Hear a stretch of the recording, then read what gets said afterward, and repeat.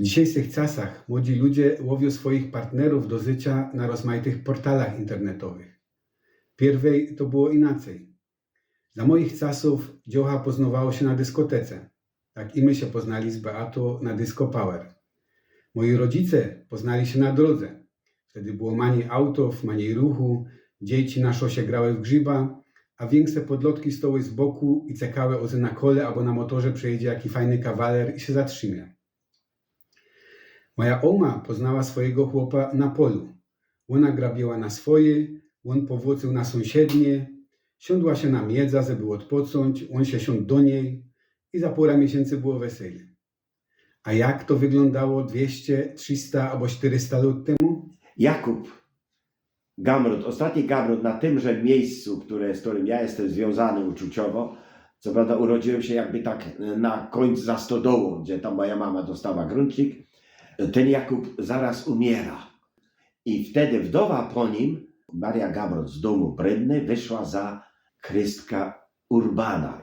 Wyszła za mąż i z tego małżeństwa było dzieci. Najstarszy był Błażej. On dostał gospodarstwo i żeby się ożenić, to on musiał czekać na swoją taką niby kuzynkę. Otóż Jakub Gamrot, mam nadzieję, że się nie pogubili, miał siostrę Marię, której udało się Dzieleochudu dostać na sołectwo dziedziczne. I tam urodziło się jej 8 dzieci i zmarło, a 9 była Elizabeth. I to była taka niby kuzynka dla niego i na nią musiał czekać. Rozumiecie mnie? 12. Na nią musiał czekać. Ona nie urodziła się na Gamrotowni, a miała krew Gamrocią, a on się urodził na Gamrotowni, a nie miał krwi Gamrociej. I gdy wystąpiły stosowne dojrzałość, łatwiej jest widoczna u dziewcząt, jak występują stosowne objawy świadczące o jej dojrzałości do funkcji macierzyńskiej. Chodzi oczywiście o dojrzałość fizyczną, a nie psychiczną, która przychodzi później i z którą się w ogóle wtedy nie liczono. To wtedy dopiero doszło do ślubu. Jak miała te 16 lat i trochę, on 28, to się pobrali. Małżeństwo z rozsądku. Czyli on jej nie kochał, wymagał na pracy ponad siły, znęcał się nad nią i ona w wieku 33 lat w czasie budowy domu z wycieńczenia zmarła. A on za 6 tygodni, już był szczęśliwy pan młody i wziął z Tadejowni Marzata Bartyla. Więc jego najstarszym synem był Izydor. On miał dostać gospodarstwo, a więc on miał być bogaty. I wtedy on próbował z drżącymi portkami, szedł do miejsca, które było trzecie we wsi.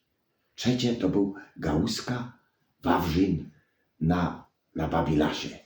I tam z drżącymi portkami powiedział, że ją dostaną gospodarką. Wy mnie rozumiecie? Nie mówił, że dajcie mi dziewczynę, ale to znaczyło. A stary Gałuska go a którą byś chciał? I on powiedział, ją by chciał Marzata. A odpowiedź brzmiała, ja synek Marzata idzie do żelaznej, do Machule, ty nie dostaniesz. Ale mamy jeszcze Jagnyska. Proszę uważać, jeszcze nie mógł lot, ale jakby tak daleko, abyś chciał, może ją dostać. I on chwilkę się zastanawiał i powiedział, dobrze. Czy decyzja o wyborze małżonki trwała parę chwil. I to Gałuska powiedział, no dobrze, no to jakby tak daleko, no to ci powiemy. No i wtedy chyba trochę pogadali i już się żegna. A jak on przyjechał, to wszystkie dziewczyny w dziurce od klucza u drzwi, bo ich losy się teraz ważyły. Losy ich życia teraz się ważyły. I jak odchodził, to słychać było głos, ja się nie chcę wydawać, ja jestem młodą, ja jestem ocas. I Izydor się zatrzymał, bo przecież głos wybranej dziewczyny słyszał, nie? A Gałuska go chycił za ramię, chodź, nie słuchaj. No i się pożegnali. I jak było tak daleko, dano znać i szykujemy do weselu. I wesele się odbyło. Po weselu jakoś czas było dobrze, no a potem dziewczyna z bekiem poleciała do mamy i użala się i kawę na ławy.